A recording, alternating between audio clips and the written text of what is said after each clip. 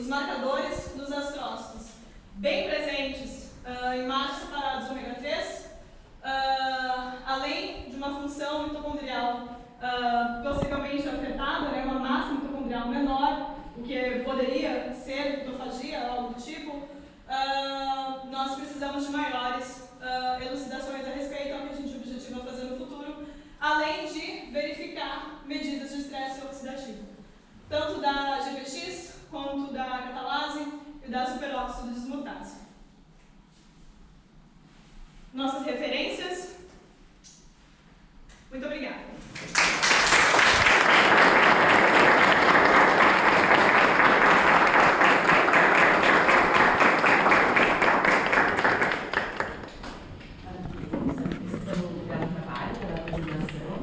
Eu queria aproveitar a presença, né, de um membro da banca, que é o Dr. Charles, né, também tem algumas perguntinhas para aproveitar e fazer nesse momento, mas eu vou deixar o Charles, né, já agradeço e a tua presença também aqui nesse momento. Eu que agradeço pelo convite. Bom dia a todos. Alguns anos depois, voltando ao PG Neurociências, né, eu sou um egresso aqui do PG de mestrado e doutorado, e para mim é uma honra tripla. Primeiro, por voltar aqui na Neuro. Segundo, por prestigiar o trabalho da minha orientadora de doutorado, Carla. E agora, ver a continuidade daquela sementinha de anos atrás do ômega 3 voltando aqui com a Regina. Parabéns pela apresentação extremamente didática. Quando eu peguei a primeira vez a dissertação, eu disse, meu Deus, que densidade de resultados. Consigo deixar isso leve, consigo conduzir aqui bem. E isso é extremamente essencial. Eu sei que a Neuro prepara bastante isso a gente. É importante essa didática leve nisso. Que portas vão se abrir tranquilamente. Eu fiz algumas observações na versão física, depois eu tive que não te assusta com a quantidade de post-its. Eu sou aquele cara que quando for escrevendo, pode ser isso, pode ser aquilo, eu vou atrás de uma coisa, vou atrás de outra, vou até mostrar para todo mundo. Eu realmente devorei essa tua dissertação e foi delicioso ver o que tu conseguiu mostrar aqui. E eu tinha uma única pergunta antes de qualquer coisa, porque assim, quando a gente trabalha com modelos dietéticos, principalmente para o ômega 3, lá no meu doutorado eu tinha como braço direito a Juliana Bermati, que é professora da nutrição aqui da UFRGS hoje, e a Ju, ela era nutricionista em pauta, eu juro. O que a gente precisa entender? O ômega 3, classicamente, desde lá de 2010, ele tem sido sim apontado como anti-inflamatório, anti-apoptótico e anti-necrótico. E muitas dessas ações é por causa do balanço N3-N6. Então, quando um tem essas propriedades anti, o outro tem as propriedades pró. E existe, entre aspas, tentativas de manter um consenso do que seria uma razão adequada entre os dois. Num primeiro momento, foi a primeira coisa que eu olhei assim, falei, Ju, me ajuda alguma coisa. Eu só a Juliana no sábado de manhã, ela está em licença maternidade, mesmo assim ela sentou comigo e a gente fez um pouquinho de projeções. Um dos teus olhos, o enriquecido ômega 3, ele tem uma razão muito alta. Eu sei que tu misturou, colocou 1% ali em cima, mas ainda assim a proporção girava em torno de 0,2 desta razão. Ou seja, tu tem muito ômega 3 para quantidade adequada de ômega 6. Por isso que tu colocou para o lado de cá. Eu sempre pensei para o lado de cá, na deficiência, e eu vi um diferencial agora nessa suplementação. Só que o nosso óleo de soja também tem essas razões adequadas. Quando a gente pega as normativas internacionais, a maioria dos estudos mostra assim, que as recomendações entre os dois, a razão ômega 6, ômega 3 adequada é entre 5 e 10. E a tua dieta, entre aspas, ruim ali, é 7 e pouco, pelos cálculos. Então, o que eu estou vendo aqui? Tu está pegando um padrão adequado e um padrão mais suplementado ainda. Talvez aquelas discrepâncias de resultados entre os artigos possam ser explicados por aí, que eu vi que na tua discussão tu colocou, o que pode estar acontecendo, dados diferentes. Pode ser por ali aquelas explicações pontuais. Eu até fui fazer algumas observações que eu vi artigos que tinham razões parecidas com a tua e que acharam também dados que tu colocou aí contraditórios da literatura. Então pode ser por ali aquelas explicações. Só que a maior dúvida que eu tive, e agora é o que eu mais gosto de trabalhar, né, são as análises estatísticas. 3 fatores. Então. Pensando em 2 fatores é muito simples, mas 3 fatores já complicam a tua vida porque tem uma limitação de testes clássicos. Tu tens o efeito da dieta, tu tens o efeito do estresse e tu tens o efeito do sexo. Tu fez por análogas, né?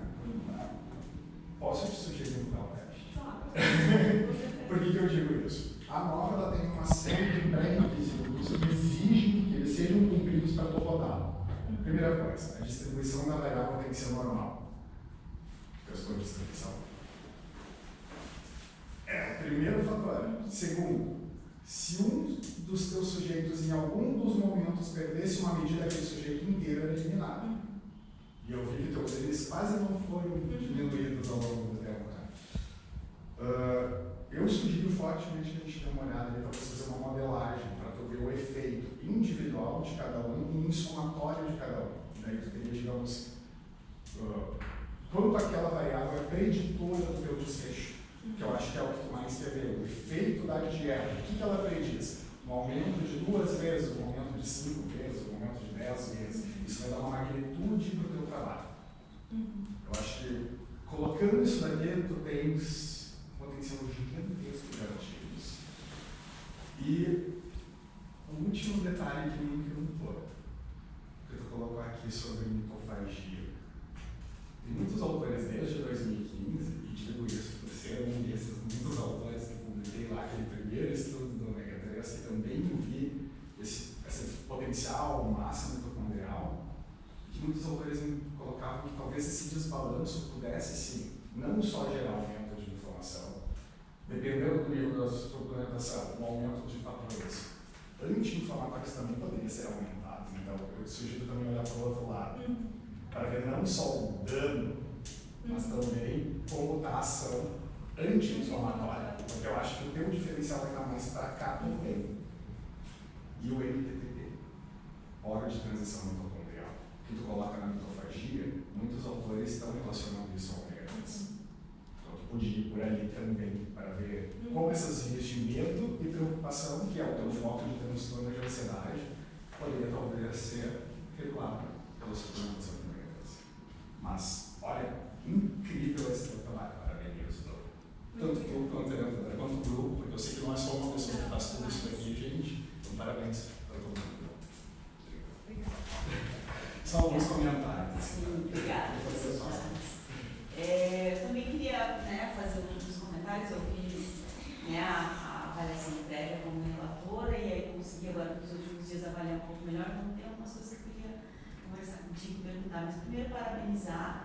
Eu acho que todo mundo que vê aí que é aluno de mestrado, nossa, bastante coisa, né? O período de mestrado. Então, eu sei que a Andressa veio, assim, com um conhecimento prévio ainda pequeno, de todo esse conjunto.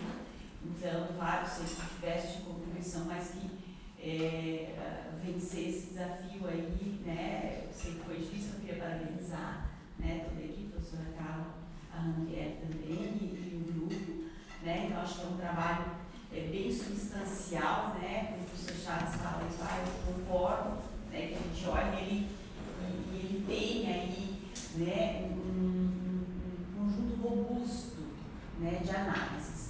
Eu queria te fazer, é engraçado que eu também tenho uma questão em relação ao resultado e análise e uma questão em relação à dieta, não tenho essa experiência com ômega, mas fiquei curiosa no sentido assim, quando começamos o tratamento, por quê? E aí aqui tu falaste que o leite materno tem ômega 3, E aí esse é o motivo pelo qual vocês começam a suplementação pós-exame.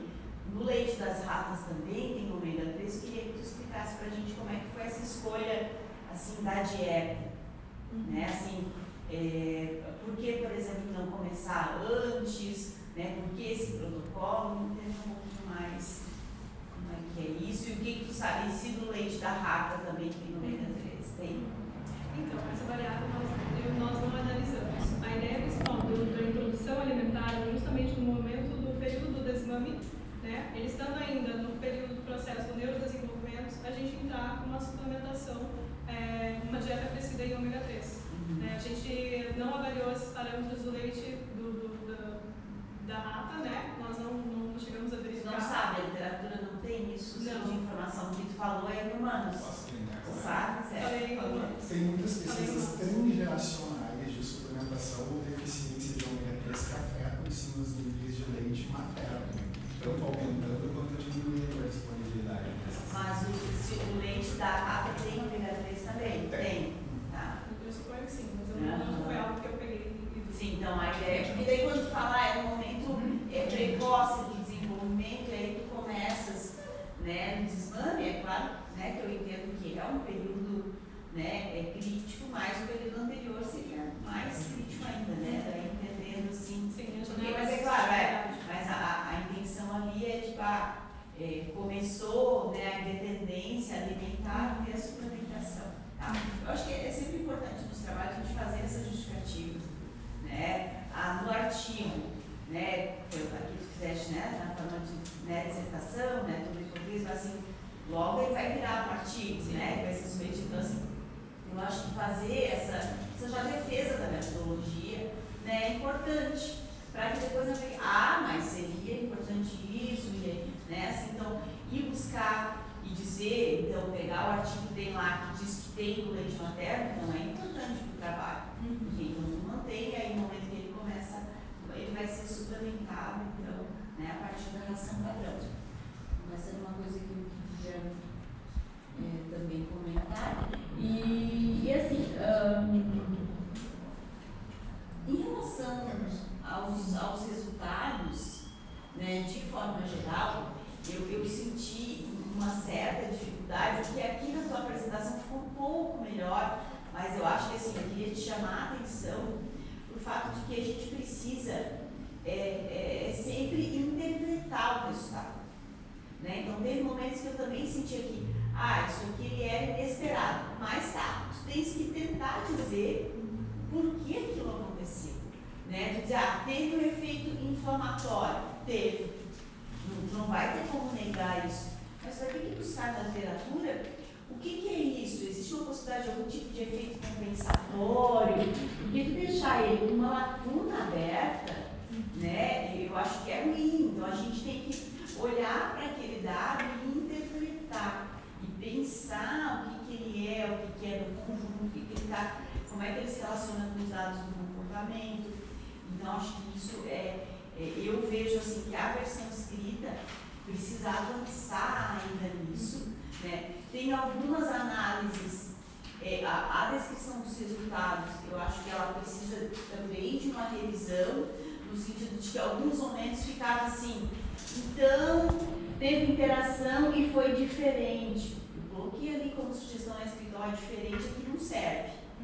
Né? Que assim, eu acho que a apresentação de resultados ela precisa ser um pouco mais clara, mas é que talvez o que eu vejo aqui, que tu ainda precisa sentar um pouco mais e abraçar mais esses resultados, assumir mais, então é isso aqui que eu tenho, e aí na discussão é interpretar, né? Assim, é entender. Porque na hora que eu vi a conclusão do trabalho, eu também achei que assim, então assim, qual é o principal achado da tua dissertação?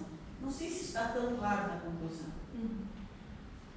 Claro, quer dizer, eu sei que a gente faz tudo bem correndo, né? A gente termina ali a dissertação correndo, se inscreve no doutorado correndo, né? Eu passo também isso, né? Como orientadora, né? A gente tem essa coisa mas é importante pensar, não, peraí, para a submissão desse artigo não vai poder ser correndo, né? Voltar para